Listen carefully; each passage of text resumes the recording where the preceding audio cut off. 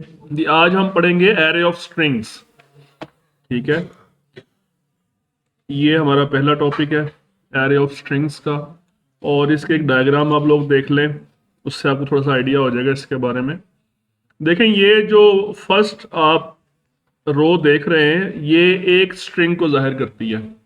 ऐसे ही है ना, कल हमने जस्ट वन रो बनाई थी, लेकिन आज आप मल्टीपल रोज देख रहे हैं, मल्टीपल स्ट्रिंग्स देख रहे हैं। ये बिल्कुल वैसे ही है जैसे आपने टू डायमेंशनल एरे बनाई थी, याद है? लेकिन वो जो टू डायमेंशनल एरे थी वो थी एरे ऑफ इंटीजर्स या एरे ऑफ डबल वैल्यूज। ये है array of two dimensional array of characters, और इसी वजह से तमाम करेक्टर्स को हमने सिंगल कोटेशन मार्क्स के अंदर लिखा हुआ है। ठीक है, लेकिन इसको आप एरे ऑफ स्ट्रिंग्स कह सकते हैं। टू डायमेंशनल एरे की बजाय आप इसको एरे ऑफ स्ट्रिंग कह सकते हैं, बिकॉज ये कंप्लीट रो वन स्ट्रिंग को रिप्रेजेंट करती है। सेकंड जो है ये सेकंड स्ट्रिंग को रिप्रेजेंट करती है एंड सो ऑन। तो लेकिन खैर इसकी जो इंडेक्सिंग तो वैसे ही है जैसे टू डायमेंशनल एरे की थी, रो का इंडेक्स है और कॉलम का इंडेक्स है। ठीक है, लेकिन इसमें जो एक जो डिफरेंस है ना, जो कन्वेंशनल टू डायमेंशनल एरे है और इसमें क्या डिफरेंस है कि आप इस पूरी एरे को वन इंडेक्स के साथ जाहिर कर सकते हैं। टू डायमेंशनल एरे में हमने किसी एलिमेंट को जाहिर करना होता था तो हम दो इंडेक्स यूज करते थे। यहां पे इस पूरी रो को आप वन इंडेक्स के जरिए भी जाहिर कर सकते हैं। ठीक है, यानी फॉर एग्जाम्पल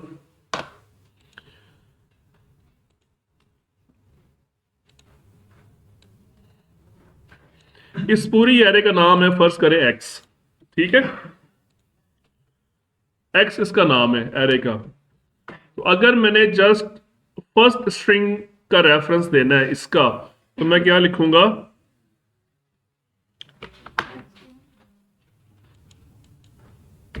मैं लिखूंगा एक्स ऑफ 0। मुझे दो इंडेक्स देने की जरूरत नहीं है। अगर मैं दो इंडेक्स दूंगा तब वो इंडिविजुअल कैरेक्टर को वहां से पिक करेगा। यानी कि फॉर एग्जाम्पल मैं यहां पर लेता हूं 0 एंड मैं यहां पर लिख देता हूं 0 एंड 1। तो अब क्या रिजल्ट आएगा मेरे पास? एल आएगा। ठीक है, अगर मैं यहां पर लिख देता हूं 02, अब क्या आएगा? आई। समझ आ रही है? लेकिन अगर मैं ऐसे लिख देता हूं x0, तो इसका क्या मतलब है? इसका मतलब है कंप्लीट स्ट्रिंग ये वाली अली रिटर्न करेगा मुझे। अगर मैं यहां पे लिख देता हूं x ऑफ 1, अब मुझे क्या आंसर मिलेगा? Small, complete string. और अगर मैं x ऑफ 2 लिखता हूं फिर, समझ आई बात? तो ये मतलब थोड़ा सा डिफरेंस है कन्वेंशनल जो टू डायमेंशनल एरेज हैं उसकी निस्बत। ठीक है, तो अब हम देखेंगे कि हम ये बनाएंगे कैसे, डिक्लेयर कैसे करेंगे। इसका बहुत ज़्यादा फायदा है एरे ऑफ स्ट्रिंग्स का। स्पेशली आप फर्ज करें ये सारी क्लास बैठी हुई है, हमने इस सारी क्लास के जो स्टूडेंट नेम्स हैं वो स्टोर करने हैं एक एरे के अंदर, तो वो इसी के अंदर स्टोर होगा, एरे ऑफ स्ट्रिंग्स के अंदर। ठीक है, एक नाम तो नहीं है ना, बहुत सारे नाम है ना, तो फिर उनकी एरे ऑफ स्ट्रिंग्स बनेगी। ठीक है, देखें डिक्लेरेशन कैसे होती है, वैसे ही जैसे आप नॉर्मल जो टू डायमेंशनल एरे बनाते हैं बिल्कुल वैसे ही। सबसे पहले तो आप ये बताएंगे कि इसमें नंबर ऑफ रोज कितनी रखनी है आपने। फॉर एग्जांपल मैं कहता हूँ 5 रोज। यहां पे कितनी रोज रखी है मैंने? 3, फ्रॉम 0 टू 2। और ये मैंने कितनी रखी है? 5। और हर रो में मैक्सिमम नंबर ऑफ करेक्टर्स कितने आ सकते हैं? For example 50। मेरा नहीं ख्याल किसी का नाम जो है वो 50 करेक्टर्स से ज्यादा होगा, कम ही होता है नॉर्मली। ठीक है, शाजो नादर ही किसी का नाम इतना लेंथी होता है कि वो 50 कैरेक्टर से आगे चला जाए। ठीक है, तो ये तरीका है declaration of array of strings. ठीक है, अब हम ये देखेंगे इसको हमने इनिशियलाइज कैसे करना है। यानी ये तो जस्ट डिक्लेरेशन है ना। अगर हम यहां पे लिखते हैं x ऑफ 5 50 और हमने इसके अंदर 5 नाम स्टोर करना है, तो वो कैसे होंगे? एक तरीका तो वही, आप करेक्टर बाय करेक्टर भी सेव कर सकते हैं। ठीक है, इस तरह से ये, और इसको आप बना लें फर्स्ट रो, ठीक है, ये फर्स्ट रो आ गई। उसके बाद सेकंड रो और उसकी ब्रैकेट्स, उसके अंदर भी ऐसे ही कैरेक्टर बाय कैरेक्टर, ठीक है, समझ आ रही है बात। उसके बाद थर्ड रो, उसके में भी आप कैरेक्टर बाय कैरेक्टर। लेकिन अगर आप इस तरह से सेव करेंगे तो फिर आपको फायदा नहीं होगा एरे ऑफ स्ट्रिंग्स यूज करने का। ये तो just 2 dimensional array of characters बन रही है, नल कैरेक्टर भी आपको खुद देना पड़ेगा यहाँ पे। समझ आ रही है बात। ये इसका एक आसान तरीका क्या है कि आप यहाँ पर डबल कोट्स लगाएं, पहला नाम, फिर डबल कोट्स लगाएं दूसरा नाम। स्ट्रिंग्स को रिप्रेजेंट करने के लिए डबल कोट्स लगाए जाते हैं, कैरेक्टर को रिप्रेजेंट करने के लिए सिंगल कोटेशन लगाई जाती है, स्ट्रिंग्स को रिप्रेजेंट करने के लिए डबल कोट्स। तो हमने 5 नाम देने हैं तो मैं 5 डबल कोट्स लगा दूंगा। समझ आ रही है। तो हम यहाँ पे नाम लिख देते हैं, ठीक है, जो हमारी उम्मत के सबसे अफजल तरीन इंसान है, ठीक है, ये हमने 5 नाम लिख दिए। तो ये ऑटोमेटिकली अपने अपने जो करेक्टर्स होंगे ना, अपने अपने पोजीशंस पे जाके सेट हो जाएंगे, ठीक है। जैसे मोहम्मद है, इसका जो फर्स्ट लेटर क्या है एम, तो ये यहाँ पे चला जाएगा, यहाँ पे, ठीक है। फिर यहाँ पे यू, यहाँ पे एच एंड सो ऑन, और आखिर में नल कैरेक्टर खुद ब खुद आ जाएगा, ठीक है। इसी तरह से अबू बकर, ये सेकंड रो में आएगा डाटा इसका। यहाँ पे क्या आएगा, ए, फिर बी, फिर यू, फिर स्पेस भी आएगा, space is also a character, ठीक है, सो ऑन। ये सारे हमारे जो नेम्स हैं अपनी अपनी प्रॉपर पोजीशंस पे चले जाएंगे, ठीक है। तो हम इसको एक दफा वेरीफाई कर लेते हैं कि हम इसको इंडिविजुअली एक्सेस करते हैं। For example x of 0 and 0, अब मुझे बताएं इसका आउटपुट क्या आएगा। एम आएगा, शाबाश, ठीक है, ये आ गया एम, ठीक है। अगर मैं यहाँ पे लिखता हूँ फॉर एग्जाम्पल 2 0, अब बताएं क्या आउटपुट आएगा। हाँ, यू आएगा, शाबाश, समझ आ गई। और अगर मैं यहाँ पे जस्ट एक्स ऑफ 2 लिखता हूँ, फिर क्या आउटपुट आएगा। शाबाश, वेरी नाइस, ठीक है, समझ आ गई। तो ये फायदा है स्ट्रिंग्स का। आप देखें, मैं यहाँ पे 0 लिखता हूँ, अब क्या आंसर आएगा, मोहम्मद। क्लियर, ये बात समझ आ गई। अब आपको एरे ऑफ स्ट्रिंग्स को डिक्लेयर करना भी आ गया, इनिशियलाइज करना भी आ गया, ठीक है। अब हम बात करते हैं input in array of strings की, ठीक है। तो हम एक और नई एरे बना लेते हैं।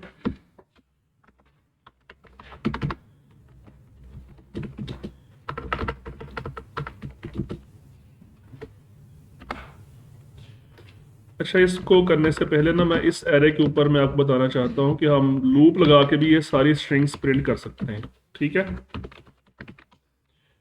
ये हम लूप चलाएंगे 0 से 4 तक। 0 से 4 तक क्यों लूप चलाई हमने, नंबर ऑफ रोज कितनी है हमारे पास, 5, तो अब 0 से 4 तक लूप चलाएंगे, ठीक है। अगर हमने ये सारे नाम प्रिंट करने हैं तो हम क्या लिखेंगे, एक्स ऑफ आई जस्ट, और उसके बाद एक एंड आई, ठीक है। वो जो हम 1 बाई 1 प्रिंट कर रहे थे, x of 0, x of 1, x of 2, वो सारे इकट्ठे प्रिंट हो जाएंगे, सही है, ठीक है, समझ आ गई। अब हम देखते हैं कि इसको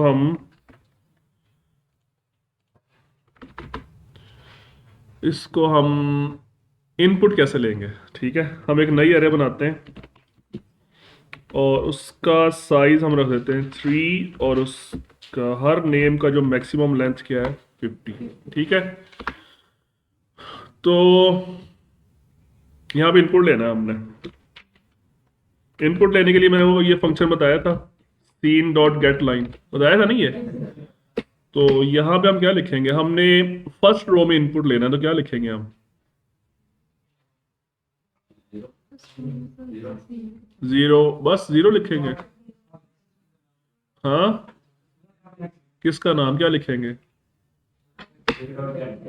0 डॉट एक्स, ये लिखेंगे। एक्स ऑफ 0 में इनपुट हो गया, और उसके बाद सेकंड में इनपुट लेना, तो एक्स ऑफ 1, फिर समझ आ रही है? और यहां पे हम लिख सकते हैं एंटर फर्स्ट नेम, ठीक है। यही मैसेज आप यहां पे दे दें, यहां पे, ठीक है। यहां पे सेकंड आ गया, यहां पे थर्ड। तो ये तीनों में इनपुट्स हो गए। आप चाहे तो इस तरह से इंडिविजुअली भी इनपुट ले सकते हैं, और आप चाहे तो लूप लगा के भी इनपुट ले सकते हैं। कि आप बजाय ये इंडिविजुअली लेने के आप एक लूप लगा दें 0 से लेकर 2 तक, ठीक है। और यहाँ पे पहले मैसेज दें,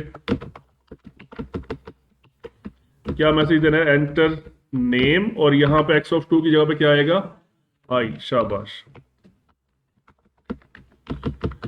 इसको हम कर देते हैं डिसेबल, ठीक है। अब हम इनपुट तो हमारा हो गया, अब हम इसको ऐसा करते हैं, इनपुट लेने के बाद हम एक मैसेज देते हैं, you entered the following names, ठीक है। और इसको हम जस्ट एक वेरीफाई करना चाह रहे हैं कि वो इनपुट्स में स्टोर हुआ या नहीं हुआ, ठीक है। तो लूप लगा के वो सारे नाम हम क्या कर देंगे, प्रिंट कर देंगे, सी आउट एक्स ऑफ आई, और उसके बाद एंड लाइन। अच्छा जी, इसमें एरर आ गया। ये एरर, मैं यहाँ पे इसका साइज नहीं लिखा मैंने, कितने कैरेक्टर्स इनपुट लेने हैं। ये कल मैंने समझाया था आपको, गेट लाइन का फंक्शन। इसमें स्ट्रिंग देनी होती है पहले जिसमें इनपुट लेना है, और उसके बाद उसके नंबर ऑफ कैरेक्टर्स लिखने होते हैं कितने, ठीक है। ओके, मैंने यहाँ पे नाम लिखे, फॉर एग्जांपल अली, अहमद, उस्मान, ठीक है। तो ये मेरे पास डाटा आ गया, you enter the following names. मतलब बताने का मकसद ये है कि उसने हमारा डाटा सक्सेसफुली स्टोर कर लिया, ठीक है। यहां तक कोई क्वेश्चन? ठीक है। अब इसमें हम एक प्रोग्राम करेंगे,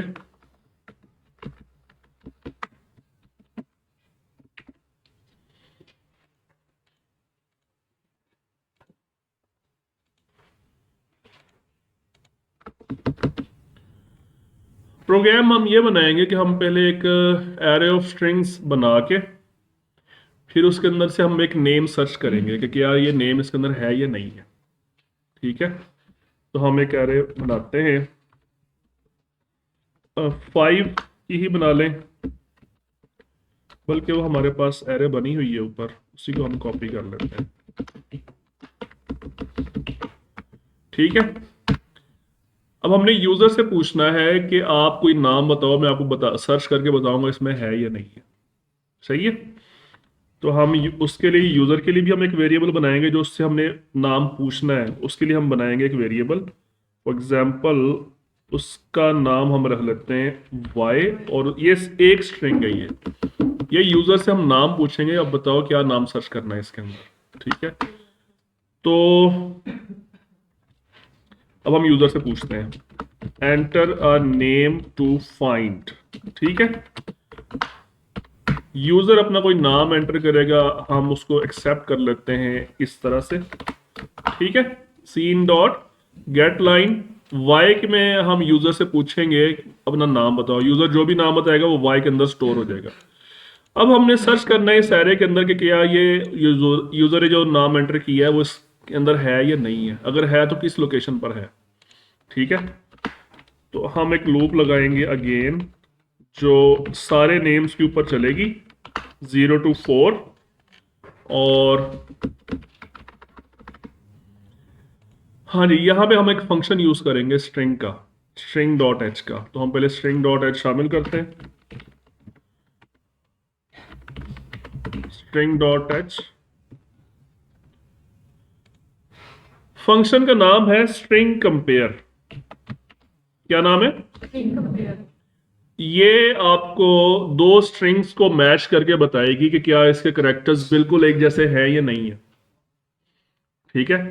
तो आप यहां पे किस किस को मैच करना है, जो यूजर ने स्ट्रिंग दी है वो वाई है, और दूसरी चीज क्या है, X of I, X of, इन दोनों को मैच करना है।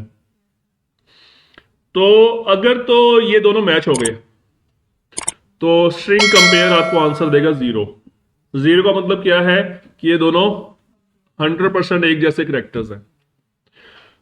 लेकिन अगर 0 के अलावा कोई और आंसर आता है, प्लस में आंसर आ जाता है या माइनस में आंसर आ जाता है, तो इट मीन्स कि वो डिफरेंस है। ठीक है, वो एक जैसे नहीं है। तो हम यहाँ पे कंडीशन लगाएंगे, इफ स्ट्रिंग कंपेयर, दो स्ट्रिंग्स दी कि अगर इनका आंसर क्या आ रहा है 0, तो हम फिर हमें क्या करना चाहिए, एक वेरिएबल बना लेते हैं फाउंड का, और उसकी इनिशियल वैल्यू हम क्या कर देते हैं, बल्कि फाउंड की बजाय हम उसकी लोकेशन रख लेते हैं। लोकेशन की इनिशियल वैल्यू -1 कर देते हैं, और जैसे ही हमारा वो आइटम मिलता है तो हम उसकी लोकेशन i से असाइन करवा देंगे। यानी फॉर एग्जांपल हमने सर्च किया उमर, तो इस नाम का इंडेक्स क्या बनता है, 2 बनता है। तो फिर लोकेशन की वैल्यू हो जाएगी 2। जहां पे भी जिस इंडेक्स पे वो नाम मिल जाएगा ना, वो उसका इंडेक्स वही सेट हो जाएगा। ठीक है, तो और इसके बाद हमने इस प्रोसेस को ब्रेक कर देना है। ठीक है, ये लीनियर सर्च हो रही है बेसिकली, 1 बाई 1 हर आइटम के साथ कंपैरिजन करके हम अपना नाम फाइंड करेंगे। ठीक है, तो जैसे ही हमारा नाम मैच होगा तो हम प्रोसेस को ब्रेक कर देंगे। ठीक है, और फिर लूप खत्म होने के बाद हम यहाँ पे चेक करेंगे कि if location is equal to -1, क्या लोकेशन की वैल्यू -1 ही रही। -1 रहने का क्या मतलब है कि नेम नहीं मिला। ठीक है, नेम नॉट फाउंड। अदरवाइज अगर मिल गया तो फिर हम कोई और मैसेज देंगे, फाउंड एट इंडेक्स नंबर, और आगे हम LOC की वैल्यू को डिस्प्ले करवा दें। ठीक है, तो अब हम इस प्रोग्राम को रन करके देखते हैं।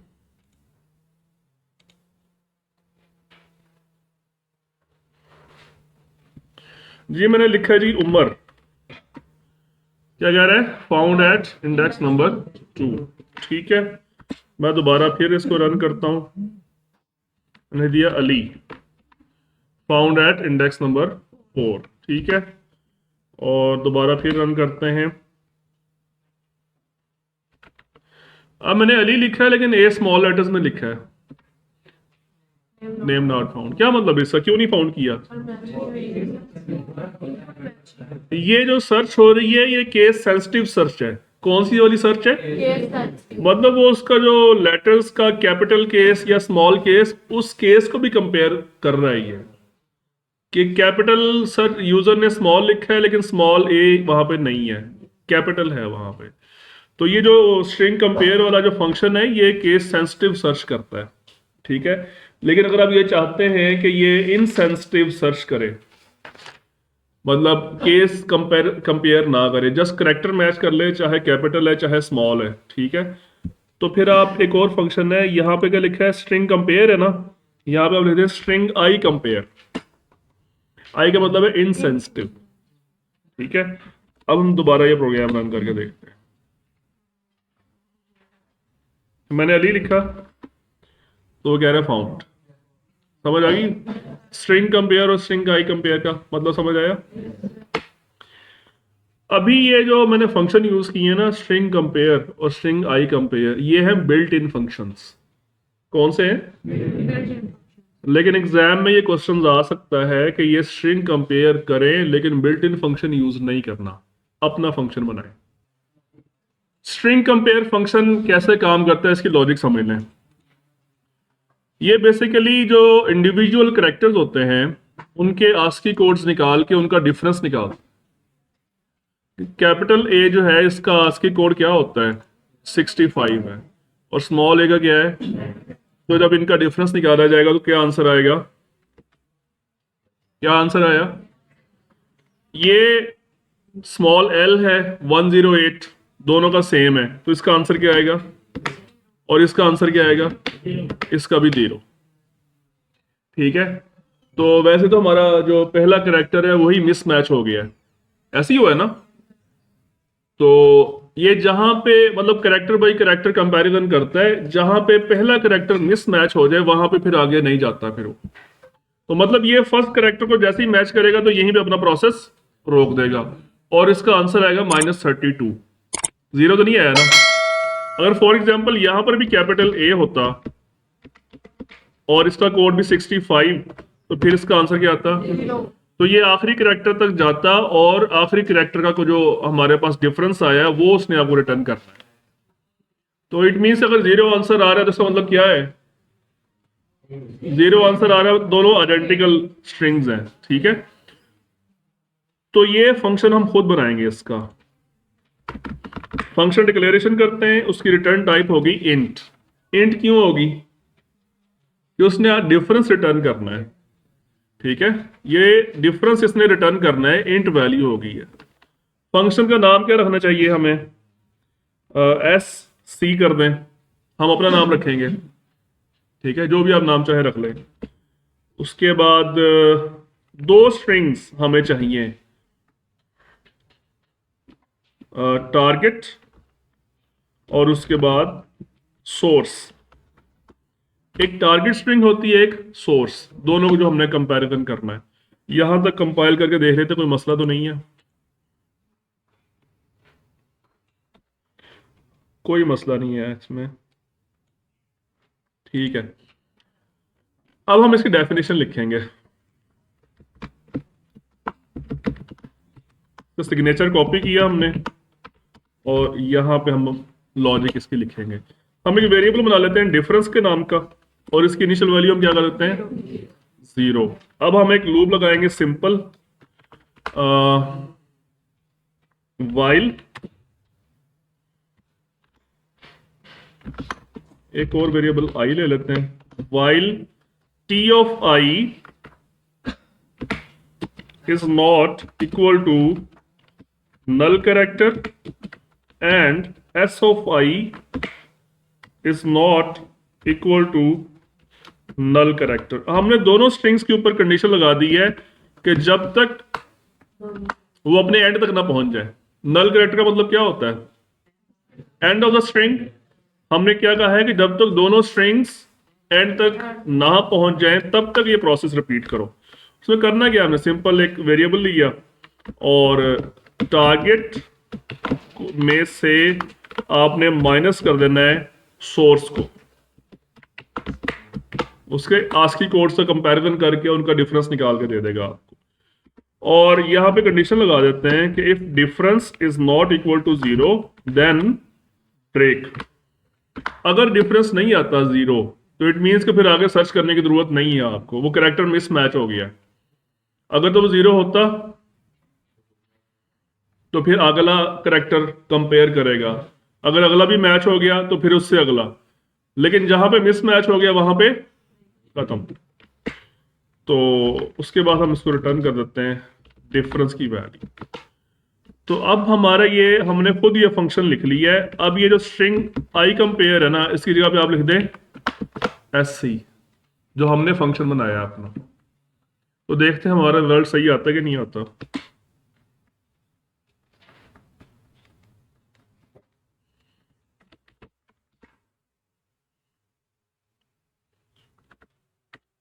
ये इनफाइनेट लूप में चला गया है।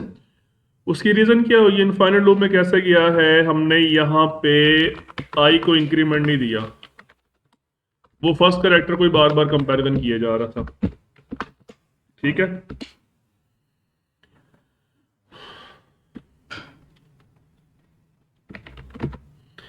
ठीक है जी, हमारा फंक्शन भी फाइंड कर रहा है, हमने बिल्ट इन फंक्शन को यूज नहीं किया, हमने अपना फंक्शन बना के उसको यूज किया। क्या हमारा फंक्शन जो है वो केस सेंसिटिव सर्च कर रहा है या इनसेंसिटिव कर रहा है, ये केस सेंसिटिव सर्च कर रहा है हमारा फंक्शन, बिकॉज हमने आस्की कोड्स को डायरेक्ट कंपैरिजन कर रहे हैं। हम ये चेक नहीं कर रहे कि वो कैपिटल का है या स्मॉल का है, हमने डायरेक्ट कंपैरिजन किया। ठीक है जी, यहां तक कर ले।